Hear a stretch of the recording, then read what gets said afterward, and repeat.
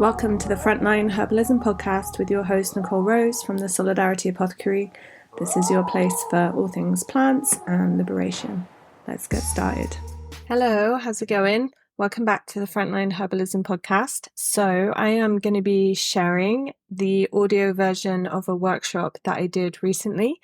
You can find it on my website for free. You can watch the kind of webinar and see the slides. You can also download all the slides and the pictures and find all the links, and also find like a transcript. So I haven't transcribed this podcast, but what I've done is I've split the webinar into 3 parts, and as if by time travel, I'm going to be publishing them while I'm taking a 2-week holiday, which is pretty exciting. So this is a replay of a webinar that took place on Sunday, the 7th of May. About state repression, trauma, and the body. It was really kindly hosted by the Civil Liberties Defense Center in the so-called US. And it was organized by friend and anarchist Cindy Milstein in solidarity with the movement to stop Cop City, which is a real huge struggle at the moment in Atlanta in the so-called US. So the webinar will introduce the traumatic dynamics of state repression and the important role of solidarity and care in mitigating the violence of the state. We will explore how trauma can affect the body and common ways we express distress, from nightmares to panic attacks. We will look at what we can do to reduce the risks of PTSD and build collective strength when resisting repression. It's been split into 3, and the first part is all about the repression that I experienced. So it's looking at some of the personal impacts and also the movement impacts. And then part 2 is going to be looking at trauma and the body, what is trauma, common trauma dynamics, and how the body expresses distress. And part 3 is going to be looking at collective responses to that.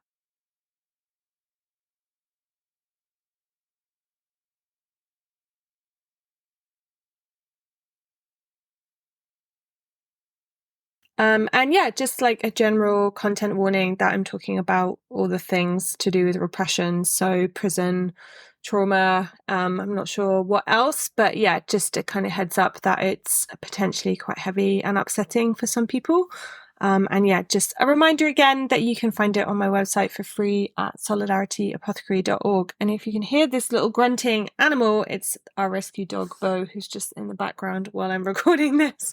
Okay, anyway, enjoy the first part of the series. So yeah, I hope you enjoy it and I hope it is useful, and I will put the links in the show notes for where you can access the workshop so you can see the slides and get the transcript and all the other resources mentioned. Okay, enjoy.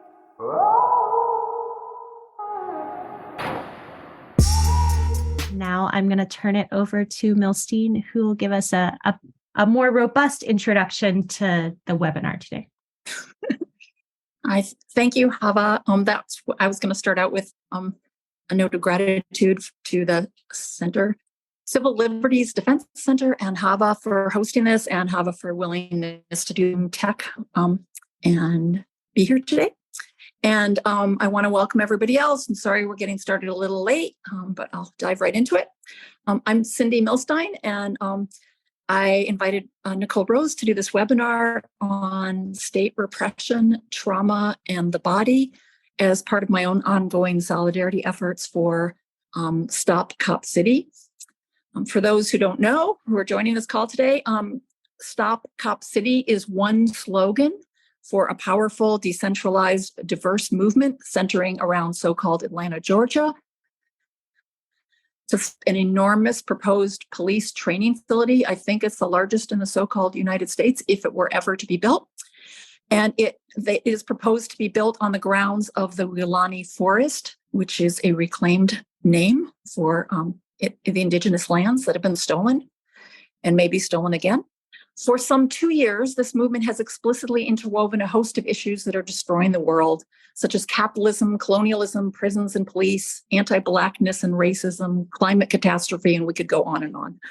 But it's what's been really lovely about it, for myself and many others, it's imaginatively and ecologically acted as if the world we want is already here. And that's inspired solidarity around the globe and similar struggles elsewhere, which means that the state is cracking down on it.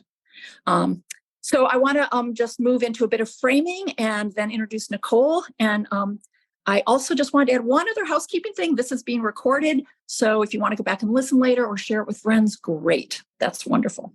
So I really want to acknowledge that there's been a really remarkable outpouring of voluntaristic, self-organized solidarity for those who are facing the current state repression and violence that is being directed at Defend the Weelaunee Forest. And that solidarity has been and continues to be beautiful to witness.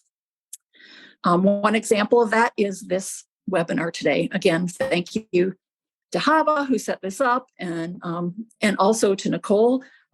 They're both examples of us trying to figure out imaginative ways to do solidarity. And despite our solidarity, state repression and violence takes a huge toll. Legally, financially, logistically, and on, but also emotionally and on our bodies.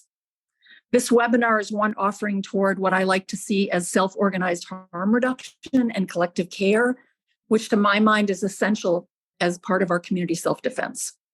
State repression and violence aim, as many of us know, among other things, to inflict trauma as a way to get us to hurt ourselves, to hurt each other, and to organizing, and hence crush our spirits and our struggles and our movements. Too often happen to us within what's being called slogan Stop Cop City and the movement around it. Other compelling examples these days of building the world in the middle of this one. To that end, lend us wisdom and solidarity today. Nicole is an anarchist organizer, herbalist, and abolitionist, and an incredible human being who focuses on supporting people experiencing state violence. Some 20 years ago, she was in prison for 3.5 years as part of a huge wave of state repression against people trying to close down one of Europe's largest animal testing companies. Plants sustained her in prison, and she's been supporting incarcerated folks ever since her own release. She wrote the Prisoner's Herbal Book, for instance, and currently throws herself into two inspiring mutual aid projects, a mobile herbal clinic and Solidarity Apothecary, which is co-hosting this webinar. So I'm about to turn it over to Nicole in a minute, but first I want to share two paragraphs that Nicole wrote because I think they embody why Nicole has so inspired me and why I feel such love and solidarity toward her beyond borders, even though we have never met in person yet. This is from an essay about Solidarity Apothecary, and now I'm quoting Nicole for the next paragraph. For me, anarchist organizing isn't just about helping prepare people for their trials or time in prison.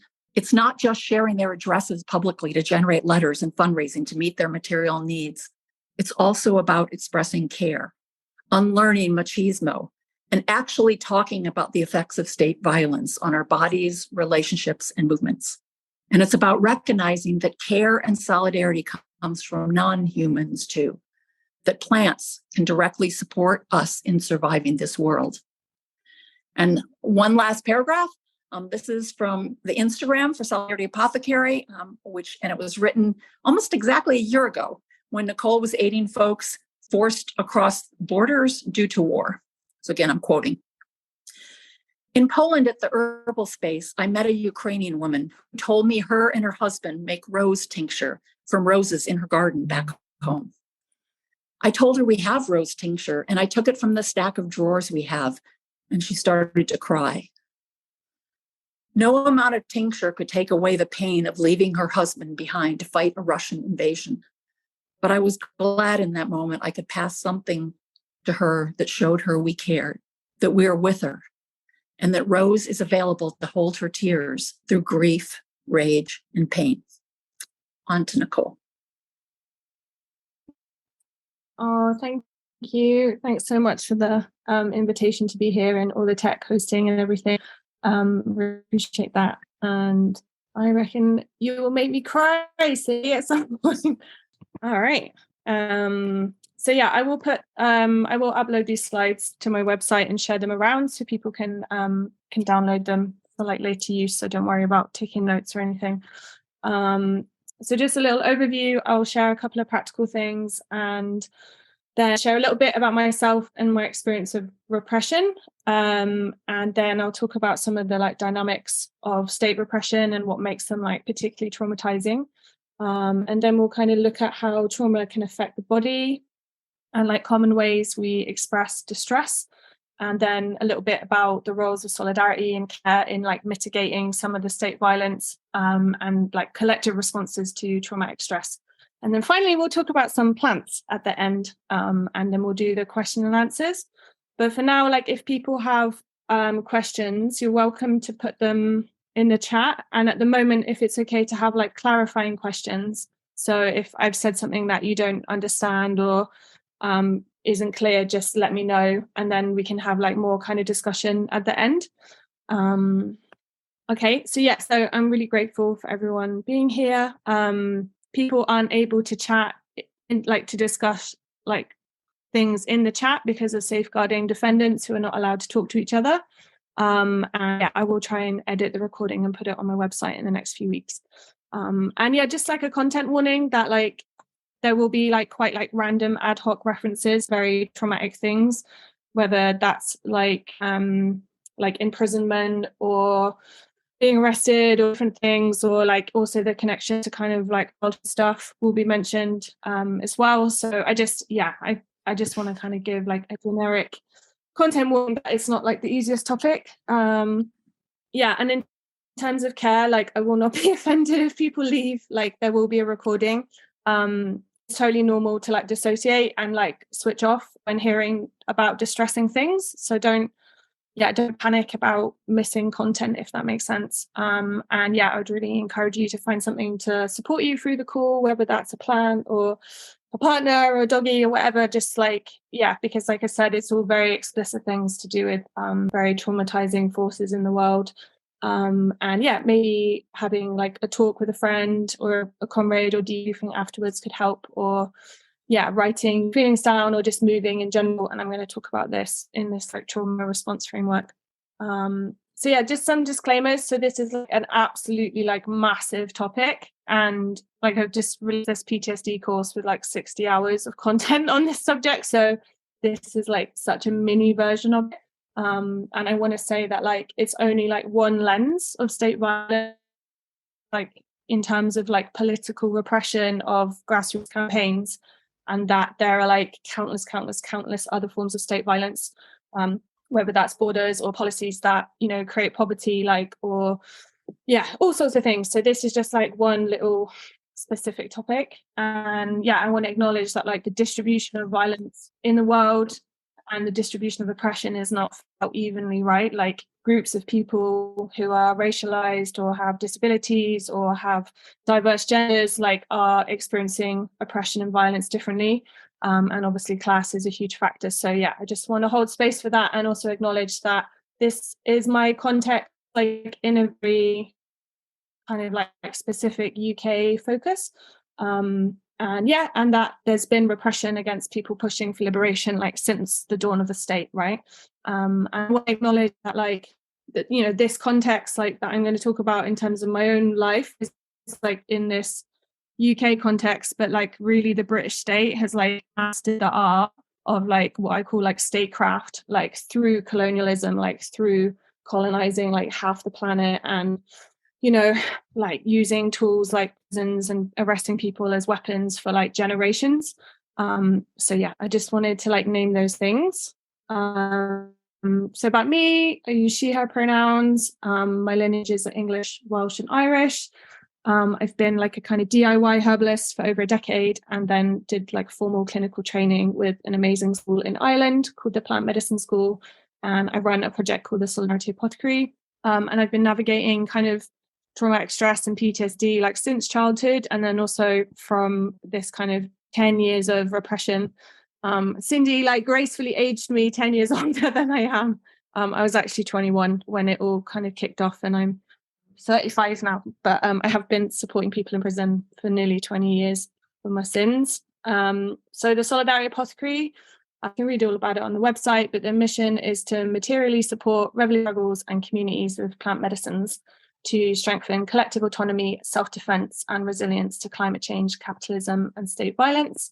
And that looks like sending kind of packages of herbal medicine to people experiencing state violence. That might be like someone going through a trial, it might be someone getting out of prison. I also offer like one-to-one support.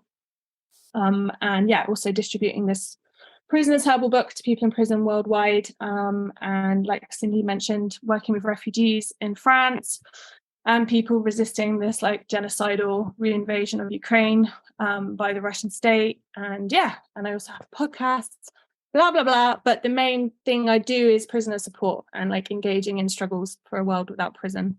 All right, so I'm gonna dive in. So yeah, in terms of my race. So in 2007, I got my house raided amongst like 32 other people that were involved in a grassroots campaign to close down Europe's largest animal testing company.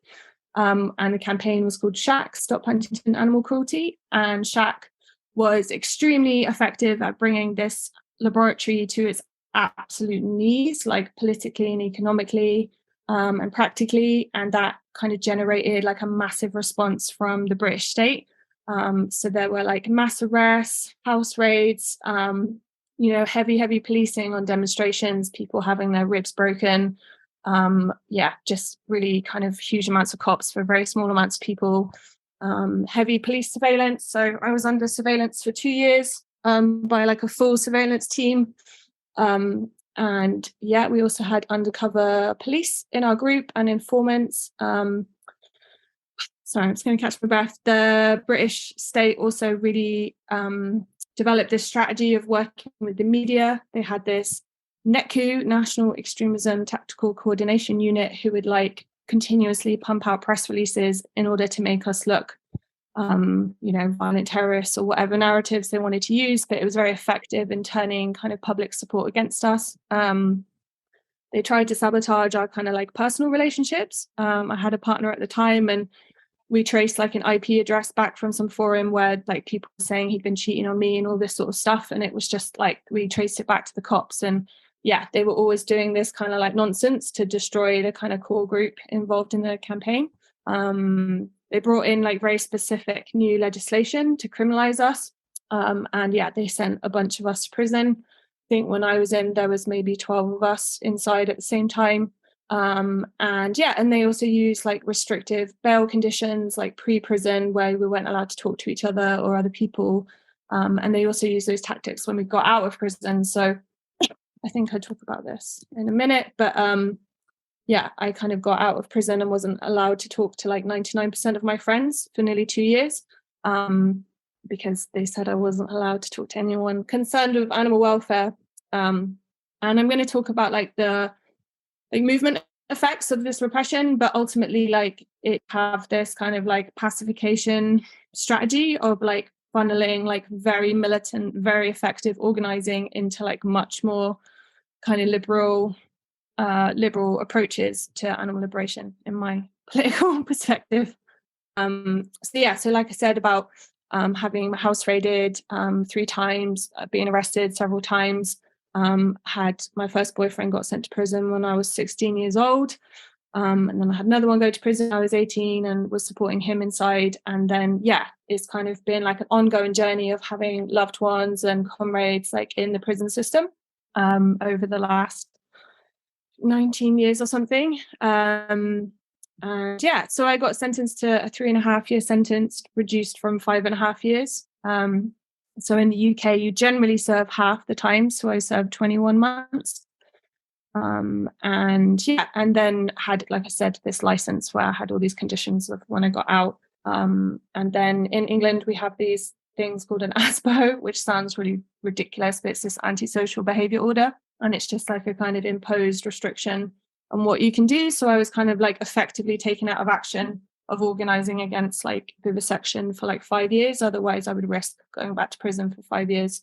So like the whole kind of thing was like about a decade of my life being controlled by these various conditions, not being like being able to travel, not being able to talk to people I loved, etc., etc.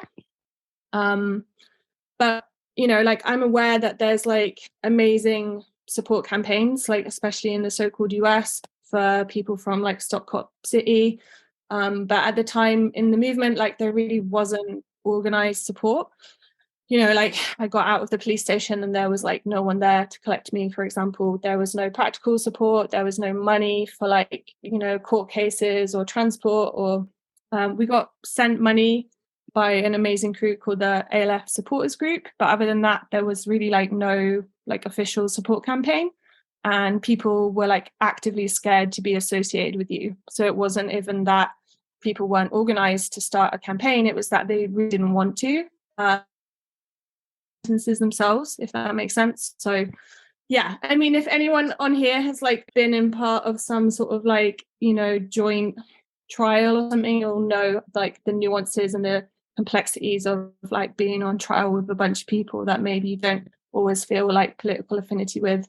And then in general, there was like a kind of mixture of support when I was in prison. Some people were like incredible, but unfortunately, like the majority of friends kind of abandoned me, never wrote, never visited. So yeah, and I think it's worth naming that is the experience for most people in prison. Like most people do not get any support at all. Okay, sorry, I just opened the chat because I think there was some questions. Okay, so yeah, in terms of like some of the personal impacts, like I've said about like the destruction of relationships, so like friendships or romantic relationships were all heavily impacted by like the chronic stress, the uncertainty, the like license conditions. And also there's this like huge impact right on someone's nervous system. So I don't talk about like the nervous system much in this workshop, in the sense of like the language around like sympathetic or parasympathetic or being in fight or flight. But I think it's kind of like common awareness now, some of these terms, but basically you're living in a state of kind of like hypervigilance and anxiety like all the time. I also experienced quite intense like PTSD, post-traumatic stress from prison. So had kind of like chronic nightmares for about 10 years, panic attacks, flashbacks, like all of that stuff. And then that kind of led to lots of like chronic health issues, being in and out of hospital, etc., etc. And it's only like since living through this stuff that I've acknowledged and linked it all back to these kind of forces of state violence. And then I've put here, like loneliness and alienation. I think is like one of the main things. Okay, so there was also like movement impacts of the repression, right? So, I'm a femme. I talk a lot about impacts on the body and relationships, but also like in terms of our political struggles, they were really like heavily impacted. So, like our campaign was like effectively destroyed. The relationships within our campaigns were effectively destroyed. I think the movement took a very long time to recover. Like it's never got back to the same place. And ultimately, like, I care about like the health of the movement, but we weren't able to achieve our goals. Like those animals in that lab are still being tortured like every single day. And yeah, that was because of the repression and our like, inability to withstand it, if that makes sense. And yeah, there was just like in general, this like broad culture of fear, like I mentioned, this like pacification tactics. And ultimately, like we lost people, right? We lost each other, like huge amounts of people dropped out, huge amounts of people burnt out. And I don't know where everyone is, but I'm pretty much sure that people left those struggles because of trauma and health issues and lack of care and lack of support from other people. So that's why I'm really passionate about talking about this stuff. Thanks so much for listening to the Frontline Herbalism podcast. You can find the transcript, the links, all the resources from the show at solidarityapothecary.org/podcast.